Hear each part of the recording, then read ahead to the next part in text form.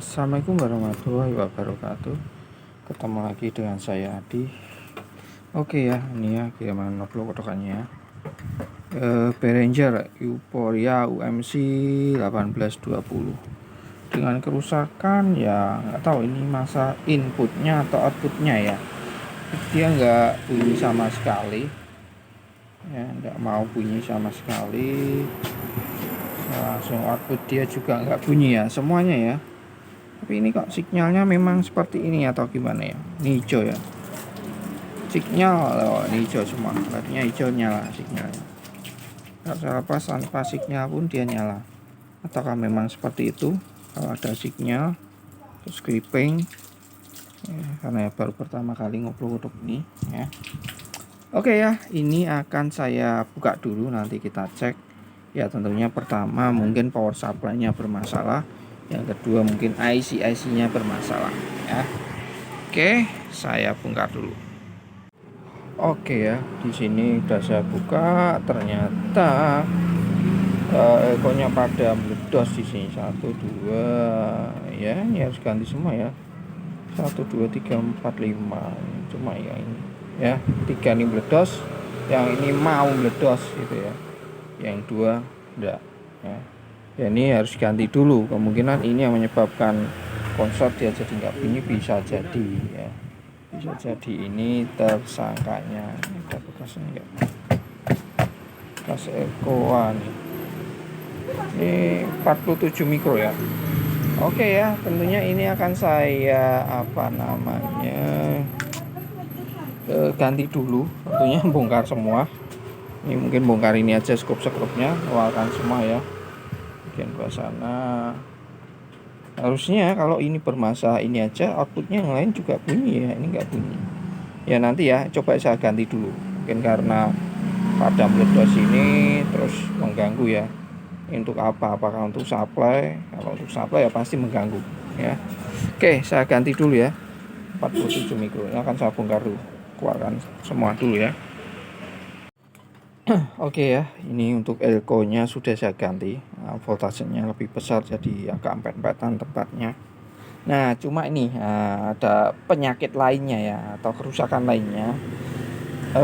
Karena saya juga curiga ya, agak panas. Jadi ketika saya mau bongkar itu, kenapa supply-nya panas gitu ya. Setelah saya buka ini meledos, perkiraan saya apakah karena ini ya terbeban sehingga dia panas. Ternyata tidak ya. Nah, ini kan posisinya tertutup seperti ini ya. Nah ini, di sini diodanya ternyata pecah di sini. Ini ya, ya terbakar di situ dan pecah di situ ya. Nah ini diodanya itu sama ya seperti ini. Jadi hati-hati ya, jangan diganti dengan dioda sembarangan. Di sini adalah RS1G. 1G ya, RS1G, RS ya, ini sama kelihatannya, RS1G.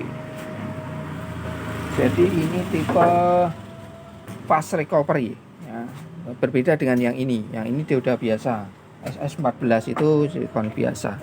Nah kalau RS1G udah aja ya, nanti saya ganti sekalian nanti ya. Nah ini ya, dari A sampai M. Nah di sini ya, kalau dari data di sini data A G RS1G. Tipenya tadi mana? Ini G ini sekitar 400 volt, ampernya ya sekitar 1 ampere ya, sekitar 1 ampere 400 volt. Kalau B 100 200 400 antara itu, tapi ini kan nggak sampai segitu ya.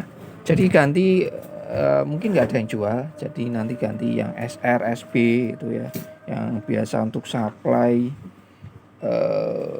untuk power supply TV atau power supply mungkin Polytron itu 3 ampere biasa Polytron. Kalau TV Samsung itu sekitar 5 ampere.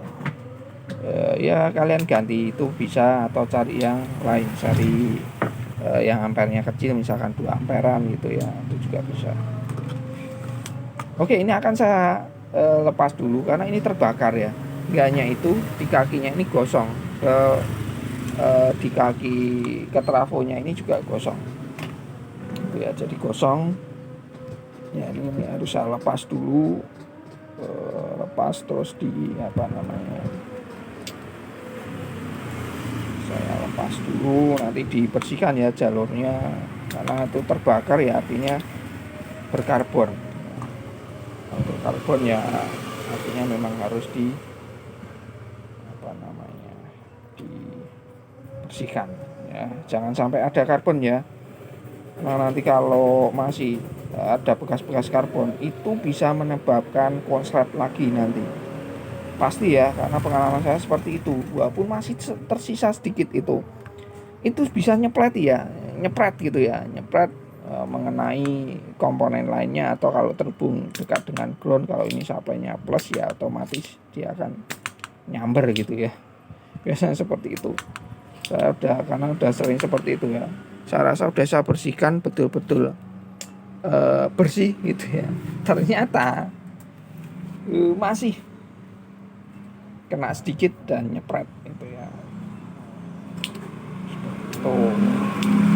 Oke ya, ini akan saya bongkar dulu ngepas elko-nya di sini biar gampang nanti saya nyodernya di sini ya. Itu arah plus minusnya ini nanti saya center dulu. Saya ganti dulu ya sambil saya carikan penggantinya.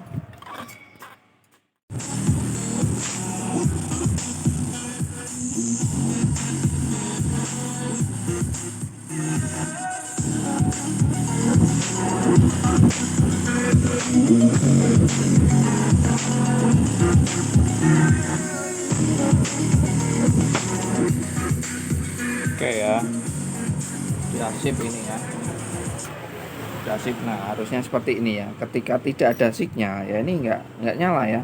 Kalau di awal kan nggak ada signya itu nyala, kok ini ada signya baru dia lihat hijaunya nih nyala ya. Saya lepas tuh, ini pantomnya pencet, harusnya seperti itu. Nah ini oh ya, nyala ya, satunya lagi tuh ya.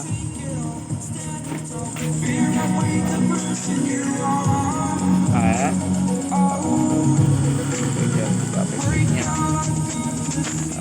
saya cabut tuh ya, itu yang betul seperti itu ya. Di outputnya sini. Nah untuk output ini